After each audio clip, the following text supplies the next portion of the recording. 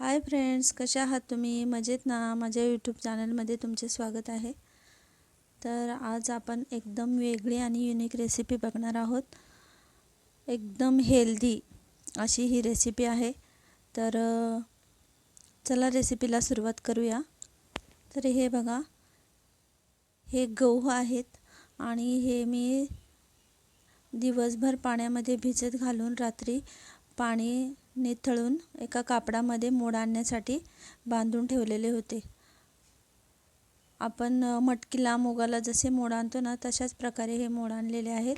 आणि आता आपण त्याची उसळ बनवणार आहोत. खूप हेल्दी आहे ही उसळ आणि तुम्ही कधीही खाल्ली नसेल, पण खूप छान आणि टेस्टी आणि हेल्दी रेसिपी आहे. तर तुम्ही नक्की ट्राय करा. आणि आता आपण हे 2-3 वेळेला धुवून घ्यायचे आहेत आणि कुकरमध्ये याच्या 3 ते 4 शिट्ट्या काढून घ्यायच्या आहेत.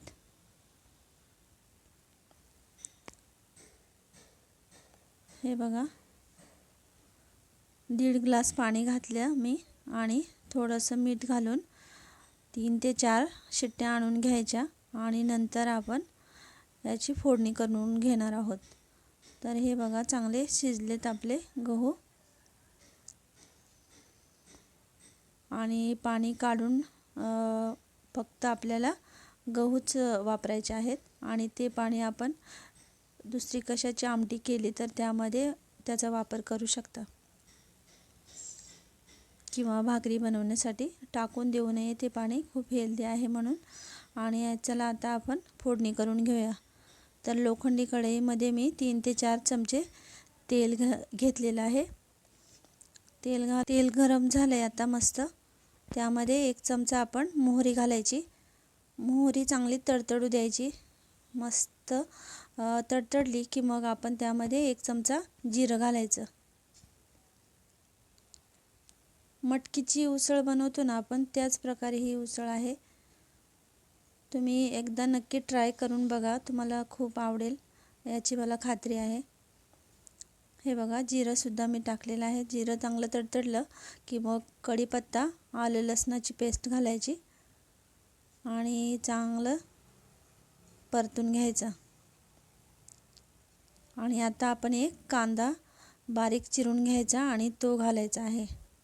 आणि कांदा आपला चांगला गुलाबी रंगाचा होईपर्यंत परतवून घ्यायचा आहे.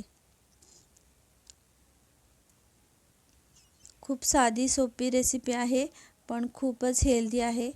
मुलांना नक्की करून तुम्ही खाऊ घालू शकता. हे बघा, 1 छोटा चमचा हळद घालायची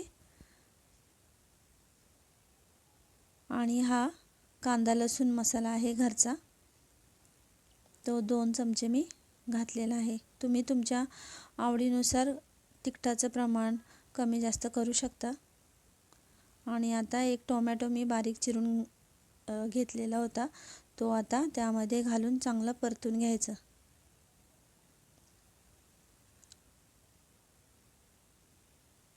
अगदी 10 मिनिटात ही रेसिपी रेडी होते आणि तुम्हाला दुसऱ्या भाजीची काळजी करण्याची सुद्धा गरज नाही. एखाद्या वेळेस कधी भाजी नसते आपल्या घरामध्ये, ऐन टायमाला काय करावं, त्यामुळे ही आधीच जर तुम्ही मोड आणून फ्रीजमध्ये ठेवले तर पटकन ही उसळ तुम्ही करू शकता. हे बघा, फोडणी आपली चांगली तयार झालेली आहे. आता आपण त्यामध्ये हे मोड आलेले गहू घालून पुन्हा एकदा चांगलं मिक्स करून घ्यायचं आहे.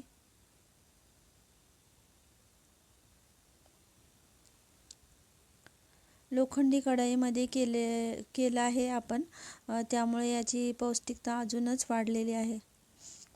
आता हे चांगलं परतून घेतलं की मग आपण त्यामध्ये थोडासा शेंगदाण्याचा कूट घालून घ्यायचा. 3 ते 4 चमचे आपण शेंगदाण्याचा कूट घालून घेतलेला आहे. तुम्ही वाटण करून सुद्धा घालू शकता यामध्ये. आणि आता पुन्हा एकदा चांगलं परतून घ्यायचं आणि चवीनुसार मीठ टाकून एकदा 10 ते 12 मिनिटासाठी कमी गॅसवर चांगलं वाफ काढून घ्यायची. आणि मग आपली तयार होईल मोड आलेल्या गव्हाची उसळ. तुम्ही नक्की ट्राय करून बघा आणि मी केलेली गव्हाची उसळ तुम्हाला कशी वाटली ते कमेंट करून नक्की सांगा. आणि चॅनेलला सबस्क्राईब करा, लाईक करा, शेअर करा आणि कमेंट करायला विसरू नका कशी वाटली उसळ ते. आणि अशाच रेसिपी छान छान मी बनवून तुम्हाला दाखवीत जाईल आणि त्या तुम्ही शेवटपर्यंत बघत राहा आणि चॅनेलला प्लीज सपोर्ट करायला विसरू नका. आजची रेसिपी कशी वाटली तेही कमेंट करून नक्की सांगा आणि थँक्यू रेसिपी पूर्ण बघितल्याबद्दल.